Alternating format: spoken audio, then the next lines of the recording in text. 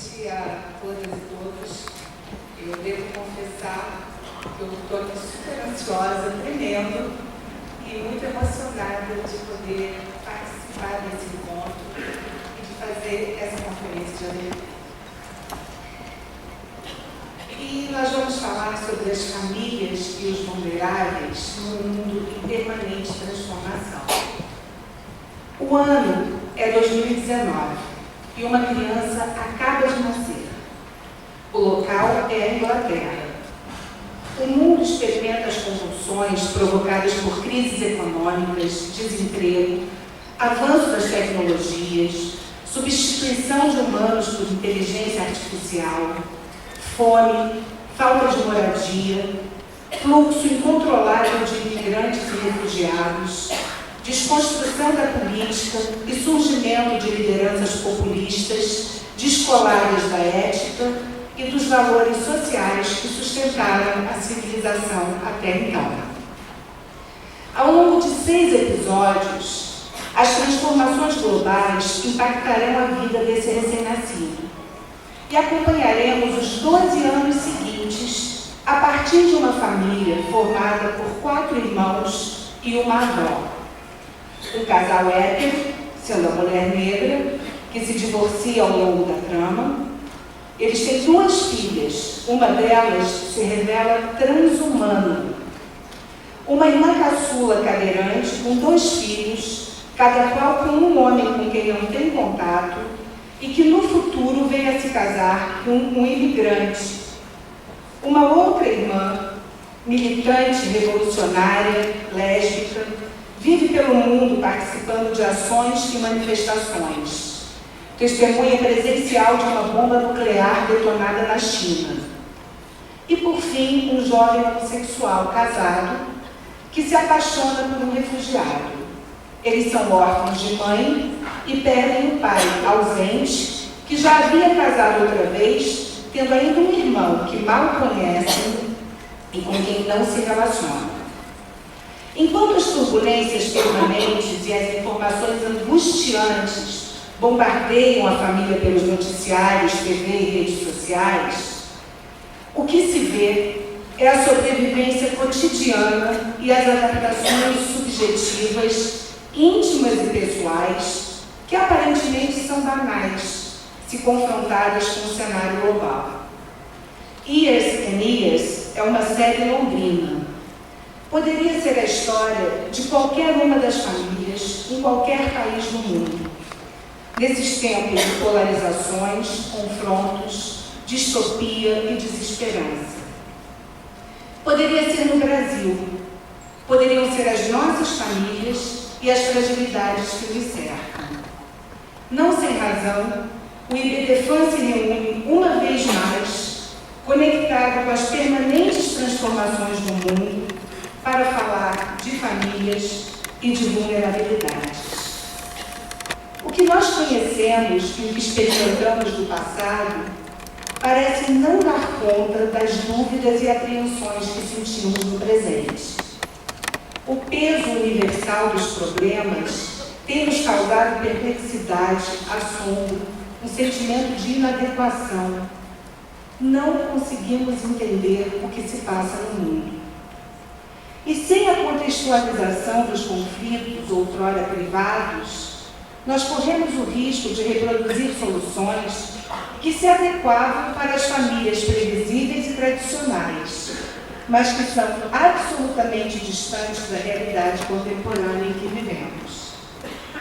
O turbilhão que nos invade deve ser enfrentado racionalmente, para que a indignação não nos paralise e para que não percamos os importantes direitos conquistados nas 2 últimas décadas, nas 3 últimas décadas, na verdade, especialmente os direitos fundamentais que redimensionaram a importância das relações familiares e ampliaram o respeito àqueles que, historicamente, padeciam de voz e de reconhecimento. Ainda que vez ou outra esqueçamos os limites da nossa condição humana, é apenas deste lugar, entre o nosso nascimento e a nossa morte, que amaremos, nos relacionaremos com os outros, odiaremos, sonharemos, nos sentiremos responsáveis pela humanidade, manifestaremos nossas limitações e miséria e padeceremos. Eis a estupenda dimensão da nossa humanidade. Somos capazes das maiores proezas e das piores destruições. Compreender a complexidade das mudanças, exercitar a generosidade diante das diferenças e aceitar os pactos possíveis para impedir retrocessos é o convite que eu faço a vocês no início desses nossos trabalhos. Como diagnosticou Bauman, a era líquida em que vivemos, cercados de sinais confusos e propensos a mudanças rápidas e imprevisíveis, talvez seja um período fatal para a nossa capacidade de amar. Ele não se refere apenas a relações amorosas e familiares, mas verifica o quanto é prejudicada a nossa capacidade de tratar um estranho, um outro com humanidade. O medo crescente e turbinado pela política de confronto e genocídio, pelo discurso do poder que alimenta a repulsa ao estrangeiro, ao refugiado, às mulheres, aos homossexuais, nos afasta do difícil e longo processo civilizatório. Ainda assim, nós temos sido capazes de construir uma importante rede de proteção para garantir os direitos dos grupos historicamente vulneráveis. O impacto causado pelo horror das duas grandes guerras nos levou a um Estado democrático de direito, cujo compromisso era a realização dos direitos fundamentais como contraponto ao arbítrio e à opressão. Mesmo depois da queda do Muro de Berlim e da imposição de um modelo econômico globalizado e individualista, mesmo com o estabelecimento de novos paradigmas para a justiça, e em especial para o direito das famílias, mesmo com o naufrágio das ideologias que afastou os cidadãos das grandes decisões, no espaço privado, nós conseguimos avançar na concretização de políticas fundadas nos direitos humanos. É importante, antes de mais nada, desconstruir a fantasia de que em algum momento da vida ou da história nós já vivemos um modelo único de paz e de perfeição, especialmente no Brasil. Para além das guerras e dos conflitos que assombram o mundo, trazemos no nosso DNA de brasileiros uma estrutura social profundamente desigual e perversa. Racismo, machismo e patriarcado nos estruturam e nos definem. E não tem sido uma luta fácil vencer esses fantasmas, em grande parte das vezes, porque negamos o preconceito. O cenário aparentemente pacífico de um passado recente nada mais era do que a submissão e a invisibilidade de grupos vulneráveis, ignorados e silenciados por um poder e por uma elite, excludentes e autoritários. A lente da memória costuma turvar as imagens e selecionar apenas aquelas que nos interessam. Deve ser esse o fenômeno que nos faz sentir saudades de tempos que jamais existiram na realidade. Em tempos de turbulência e insegurança, é natural buscar abrigo em um passado inventado. Alguns desejam a ordem das ditaduras e até elogiam torturadores.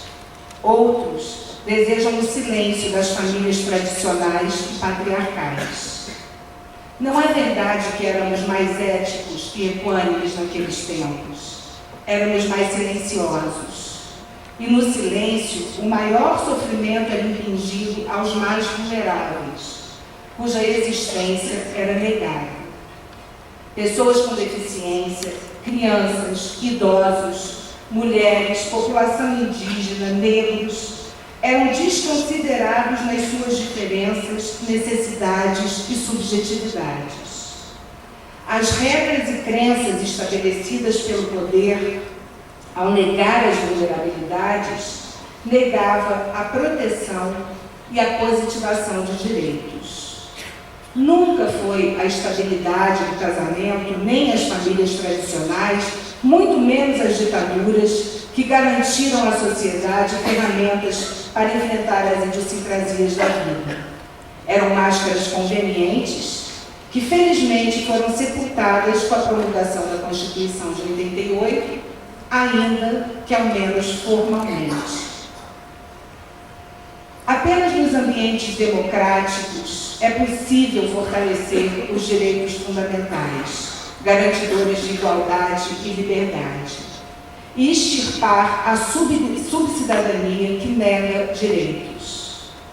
A dignidade da pessoa humana, a promoção do bem-estar de todos sem preconceitos ou discriminações, a igualdade de gêneros, a liberdade de expressão e pensamento, o reconhecimento do afeto como elemento estrutural das relações familiares, foram alguns princípios e valores que transformaram a sociedade e que só se fortaleceram porque o terreno fértil da liberdade assim o permitiu.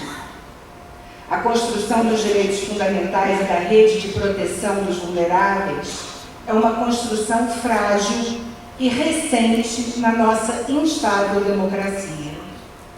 Nunca foi tão urgente zelar pelos controles democráticos, especialmente quando todos os conflitos têm sido deslocados para o judiciário.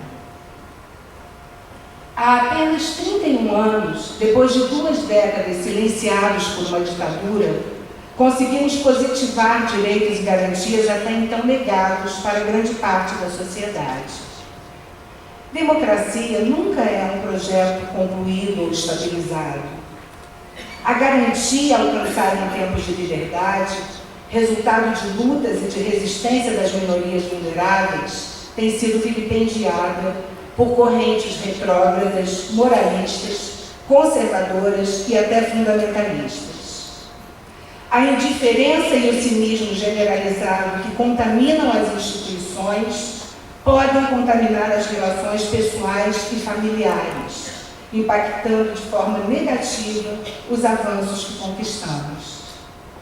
O quadro se agrava quando, no lugar de políticas públicas afirmativas que resgataram a autoestima dos grupos vulneráveis, se desqualificam os direitos e se desconstroem as mesmas políticas duramente edificadas pela extinção de conselhos, pela burocratização das demandas, pelo silenciamento de vozes e até mesmo pela censura nas artes e na cultura.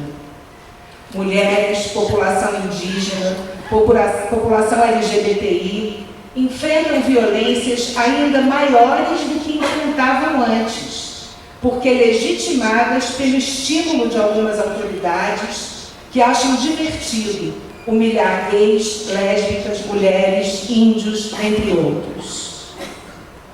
Quando o preconceito é considerado mimimi e quando o politicamente correto é estigmatizado por aqueles que deveriam ser responsáveis pelo seu combate, o ódio avança e os direitos retrocedem. O que pretendem? Que retornemos aos tempos de humilhação e de indignidade? Em que apostam aqueles que defendem a cura gay, o dia do orgulho hétero, o racismo contra os brancos, se não a perpetuação do preconceito que machuca e ofende?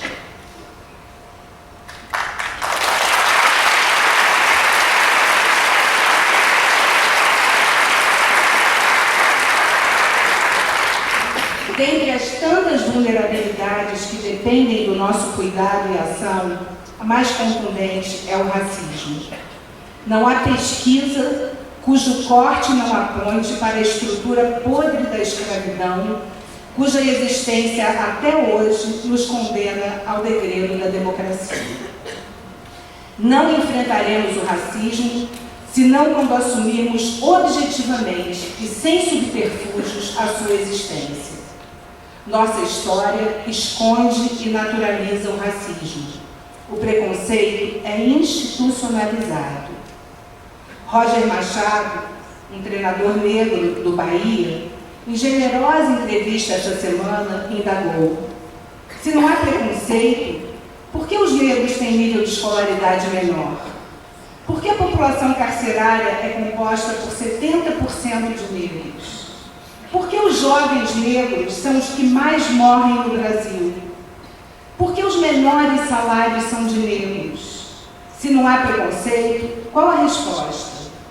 E ele segue, nos apontando a perpetuação do racismo pelo Estado após 388 anos de escravidão. Por culpa dela, populações tiveram direitos negados. Depois de 10 milhões de indivíduos escravizados por 25 gerações, precisamos sair dessa fase de negação. O mito da democracia racial tem impedido o fortalecimento de políticas que garantam aos negros os direitos efetivos que lhes são garantidos apenas formalmente pela Constituição. E é pelo princípio da dignidade que conseguiremos tecer a rede normativa de proteção aos vulneráveis. E o sentimento humano da solidariedade é o que fundamenta esse princípio. O princípio constitucional da dignidade é que nos faz compreender a necessidade de promulgar leis de proteção que efetivem a equidade como pressuposto da cidadania e da democracia. Não há autonomia sem liberdade. Não há cidadania sem equidade. Maria Tereza Martim Palomo, referida por Tânia da Silva Pereira na obra Cuidado e Cidadania, afirma que a vulnerabilidade desmente o mito de que somos sempre cidadãos autônomos e potencialmente iguais. Assumir a igualdade entre os humanos implica deixar de lado e ignorar importantes dimensões da existência humana. Ao longo de nossas vidas, nós atravessamos graus variados de dependência e independência, de autonomia e de vulnerabilidade. E ainda que significativos e inúmeros tenham sido os nossos avanços, estamos muito longe do razoável. O retrocesso está sempre à espreita. Há um enorme abismo entre as legislações e estatutos promulgados e a efetividade dos direitos dos vulneráveis.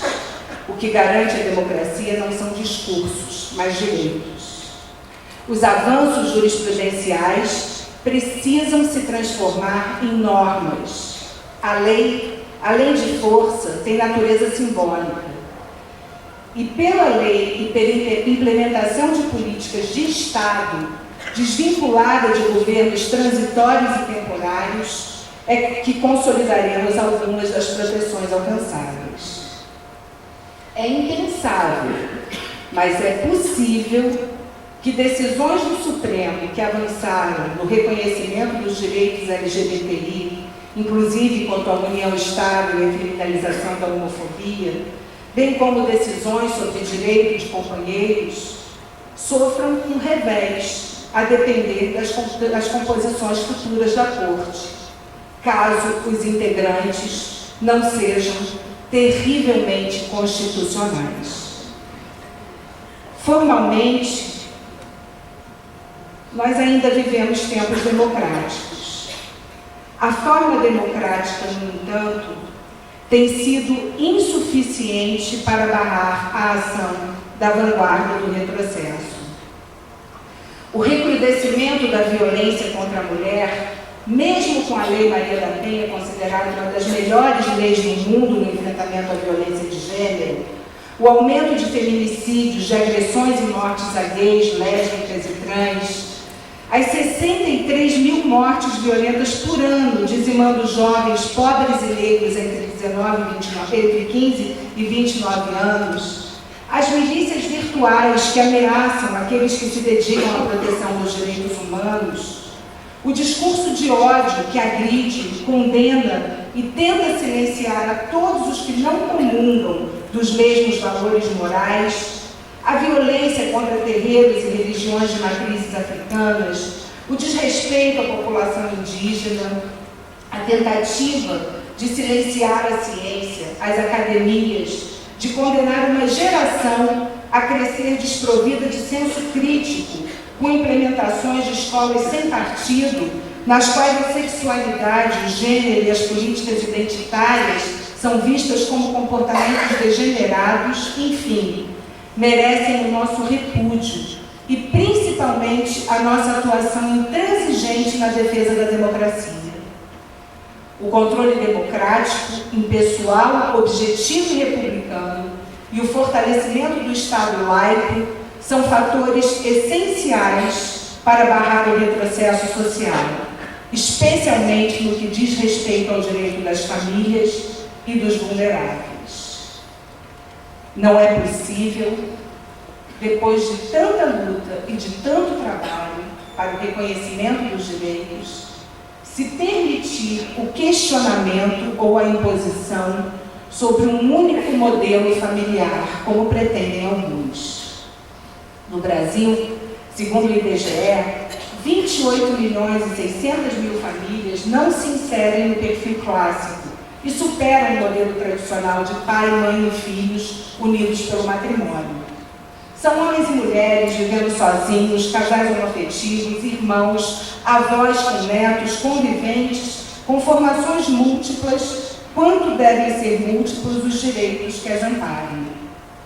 O modelo de família decorre da cultura e não de algum processo natural. As profundas transformações sociais, especialmente nas 3 últimas décadas, têm exigido do judiciário soluções centradas na socioafetividade, no cuidado e na responsabilidade. A ordem constitucional vigente não é excludente e cabe ao Estado garantir, qualquer que seja o modelo familiar, que os vínculos entre os integrantes se desenvolvam da melhor maneira, protegendo os vulneráveis e protegendo especialmente o direito das famílias que ainda se encontram à margem da proteção estatal. E aí eu trago uma frase para a gente ver como se tenta impor um padrão moral nesses modelos e diz que a imoralidade é a moralidade daqueles que estão se divertindo mais do que nós. Não podemos admitir, nem como piada, que uma autoridade responsável pela execução de políticas familiares suba em um palanque para fortalecer o preconceito, escolhendo roupas e cores para meninos e meninas, para perpetuar os estereótipos de gênero que tanta dor e tanto mal já causaram aos cidadãos.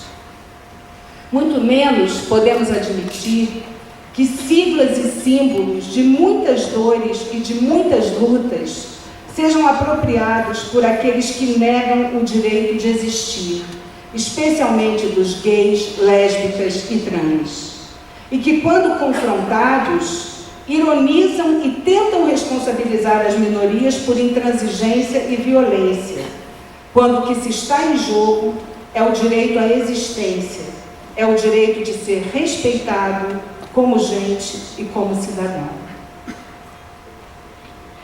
E é imperioso que a nossa resistência se faça pela linguagem que conhecemos, que é a linguagem do afeto, do amor e do cuidado.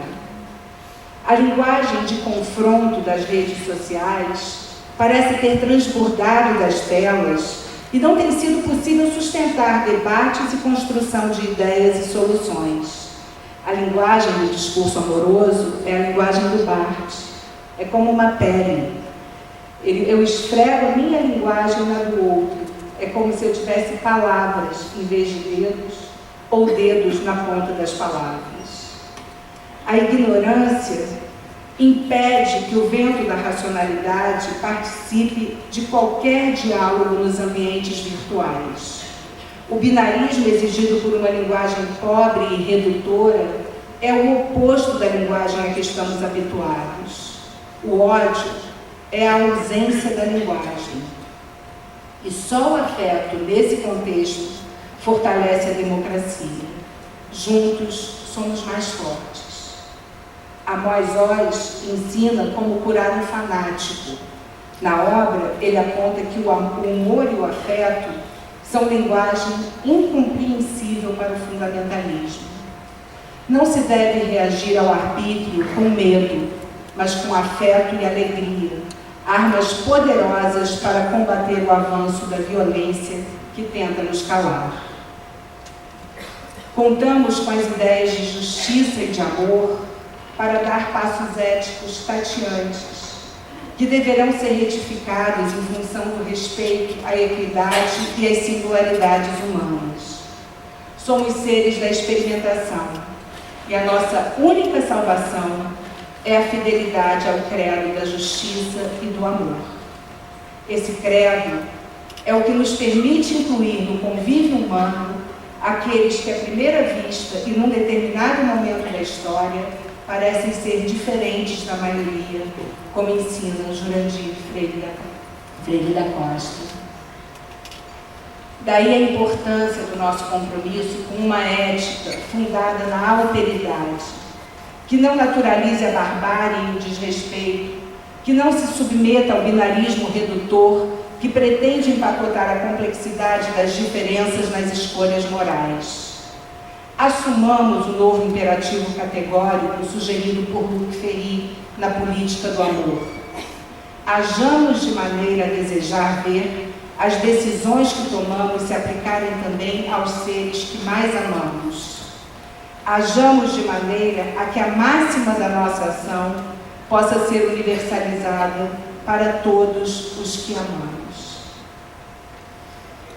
Estamos numa encruzilhada. Escolher lados é determinante para indicar a que direito e a quais famílias se destinam as nossas escolhas. Se pretendemos fortalecer os grupos mais vulneráveis, afirmar os valores de afeto e humanidade, descartar a visão utilitária e preconceituosa e não permitir que preconceitos subtraiam o direito de ninguém, enfrentaremos períodos de muito trabalho e de muita resistência. Há momentos em que a preservação dos direitos é talvez mais importante do que novos avanços. É importante reconhecer a hora de estrategicamente estancar e aguardar.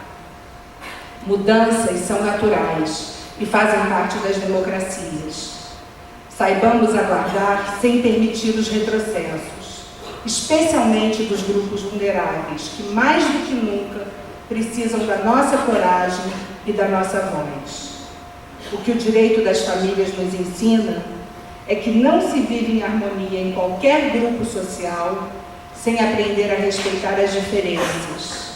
E que mesmo diante das diferenças e dos barulhos causados por muitas vozes, é possível conviver em grupo, afetuosa e respeitosamente.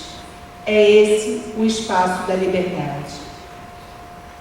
Nesses 22 anos, o IBDFAM sempre esteve ao lado das lutas mais significativas na afirmação dos direitos das famílias, especialmente nos direitos dos grupos vulneráveis.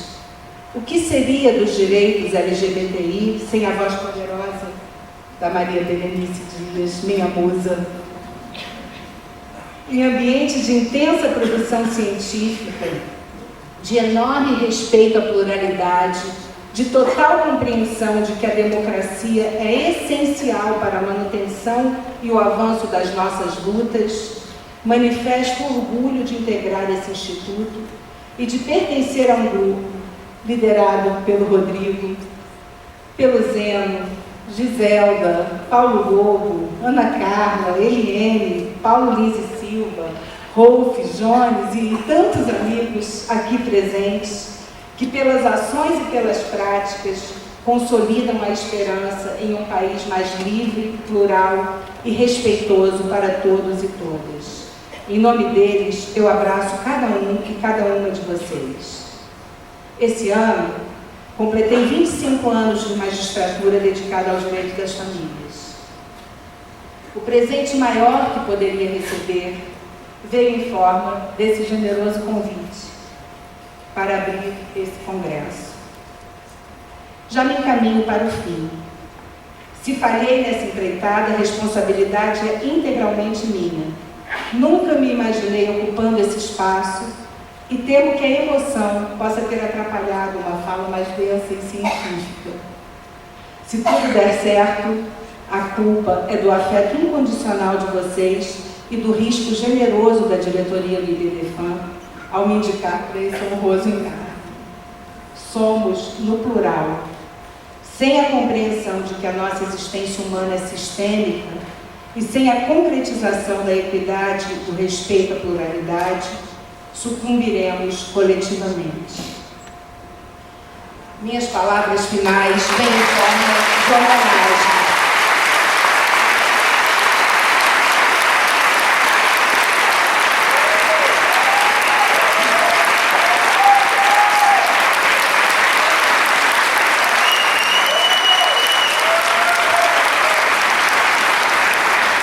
Uma homenagem a uma mulher que talvez represente todas as vulnerabilidades de uma pessoa só.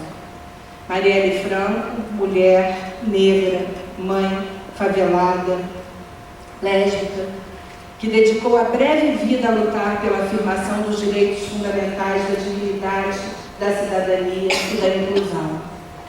Executada há 581 dias, sem que até hoje se tenham concluído as investigações, sem que saibamos por que foi morta e quem a mandou matar, Marielle sintetiza o nosso compromisso e o nosso desejo de um país mais humano, íntegro e plural.